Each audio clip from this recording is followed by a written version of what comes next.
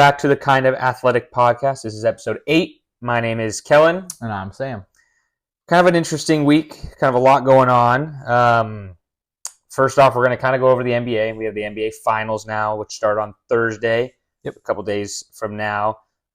We are going to go over the MLB. It's been quite a bit of stuff happening. Obviously, last week we kind of covered the Acuna injury, but kind of after that, there's been 2 or 3 really big kind of news articles that have come out.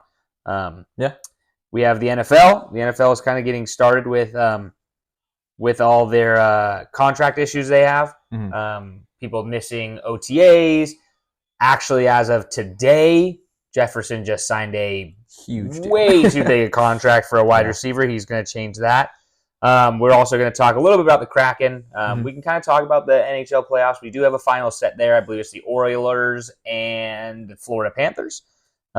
The Oilers just won yesterday over the Stars and got there. Yep. I don't know when they start. I was just double checking. But so we'll go over the Kraken new coach. June 8th is game 1. June 8th. And it's at the Panthers. Yeah. Okay. Yeah, we'll go over. I mean, we'll kind of maybe discuss that a little bit. We will go over Dan. Is it Beisma? I think is his name. I'm not sure. He's the new Kraken coach. I think it's a good hire. It'll be interesting. And then, of course, as always, we will close with a verse, talk a little bit about the Bible, and kind of go from there. But let's start with what we have first: the NBA Finals. Mavericks and Celtics. Sam, halfway correct. You picked number one. I got them there. Yeah. It was all you, Sam. Yep. Of course it was. So they needed my help a lot. Yeah, off the bench. I saw you come up. Oh yeah. Interesting matchup. I think the Mavericks, I don't want to say they got lucky, but they just matched up well against all their opponents. They played 2 really good teams lately, though. With the Timberwolves. 100%. So I just think they matched up well because, as everyone saw, Rudy Gobert is not a defensive player of the year. He is a rim protector. And I think that it will be kind of an interesting kind of go ahead. Obviously, I think these teams match up a lot better. I think you look at the Celtics right away. They have Derek White, Jason Tatum, Jaylen Brown. All these guys can match up against. And Porzingis is supposed to come back. He is. So. And then Lively will be healthy as well for Dallas. But all those guys can match up against Luka to an extent. I don't think anyone's going to stop Luka. He's unreal. I think the big turning point of this series will be Kyrie, as it was last series. Yeah. Obviously, this is a kind of I want to call it a rivalry, but it is kind of a. Yeah. There's going to be some bad blood there, obviously, with how they treated. With how they treated him. So, what are your thoughts? Yeah. I mean, I think it's kind of obvious, but for me, I just had battle of the duos with Luka and Kyrie, and then Brown and Tatum. I feel like it's going to be those 4 players that are going to determine the series. Obviously, there's going to be people that contribute in a major way, but those 4 players, if they don't play up to their expectations, then the other team's going to win, personally. Is what I think. I think Porzingis is going to be a big factor. What I was going to ask you, since you know basketball better. Sure. What I read is how the Mavericks played against the Thunder and the Timberwolves. They kind of let up the 3 on purpose in more in their game situation. They guarded the paint really well. But I was going to ask you, because I know Horford and Porzingis can shoot, because that's who they did kind of just let their big men shoot threes in the last 2 series. Do you think that's going to work against those 2? Or do you think they're going to have to change their defensive strategy?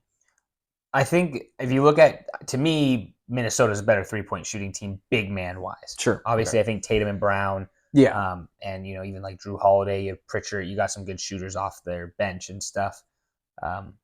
But Karl Anthony Towns is a far superior 3-point shooter than Horford or Porzingis. Porzingis has been really streaky from the games I've watched him. I don't know what his shooting percentage is from. I think it was 30+. But it wouldn't surprise me. But it's also one of those things. I'm going to spell his name. Kristaps. I don't know how to spell it. What was right there? I don't know, because it depends on how many times he shoots. I mean, you could say, oh, yeah, you shoot 40%, but when you only shoot 10 times, it doesn't really. You only have to make 4 for it. So I think that his 37.5, so he's a pretty good 3-point shooter. Yeah. How many has he attempted? But I think, I don't know. To me, I'm not disrespecting him. I think Cat's a better player. So it'll be interesting to see what he does. But I don't know, because I don't know, because I guess I would rather probably have Porzingis in the post Sure. trying to beat me. Like, I would rather have Cat in the post, I guess, to an extent. But they just guarded the paint so well that it was more like you get one shot. Yeah. And if you miss, we're gone. Mm-hmm. And I think that you saw the youth of the Mavericks, which is crazy to say over like the youth of Minnesota and the Thunder especially. The Thunder's youth, I think, is just more inexperienced. The Timberwolves, like with Gobert, Cat, those guys are not. They're veterans. They're not young guys. So I found that to be kind of interesting because Gobert got just manhandled, and it was funny to me because the one game that they won, was it that series that Gobert was on paternity leave? He was gone because his wife gave birth. Yeah. I think it was game 2, but I think they lost that as well. Yeah. But everyone was saying it was a much closer game. It felt better without Gobert. So it'll be interesting because Luka is going to get switches and he's going to get Porzingis on him. Yeah. That's how he works. Same with Kyrie. I think Horford's a good player. I think he's a little older, obviously. Now he's almost 40. But I don't know. I think I would rather, especially Horford, shoot threes. I don't think Horford's going to shoot a lot.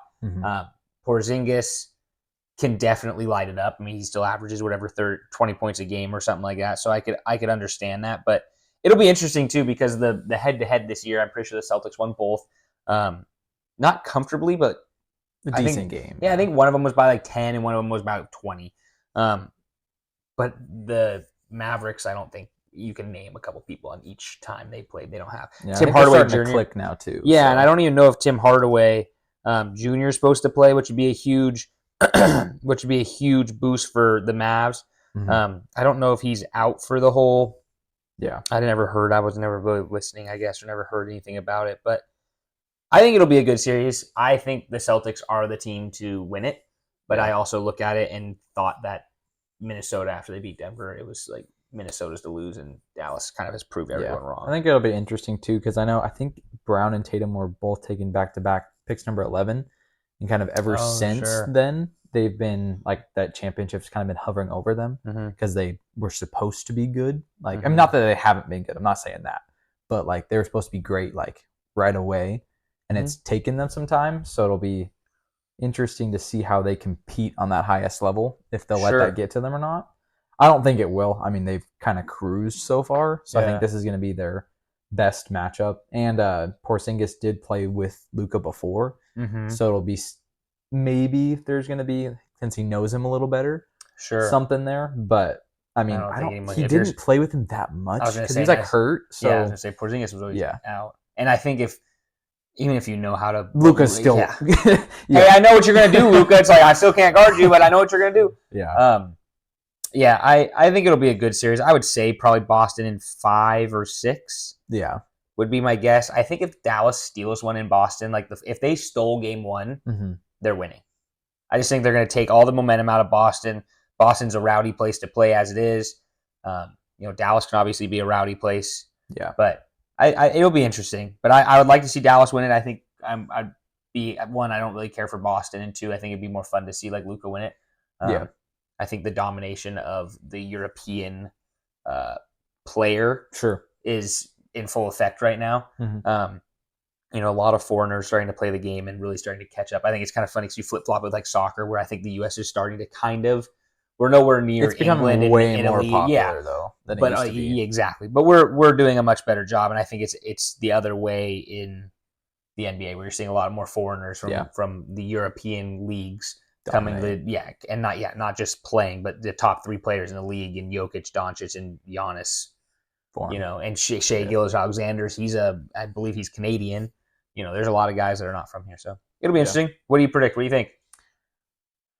You picked Boston from the get-go, so I feel like you got to stick with them. You got to ride with them. I feel like Celtics in 6. I think the Mavericks are going to at least squeak 2 out. That's fair, but it'll be interesting. I think it'll be a good series. I did not see them blowing out. I mean, all the games against Minnesota were close, but it was like down the stretch, but it just seemed like Dallas was set. Yeah. So I agree. It was kind of interesting. Thanks for listening to the Kind of Athletic podcast. Be sure to follow us on all of our socials and come back next week for next week's episodes.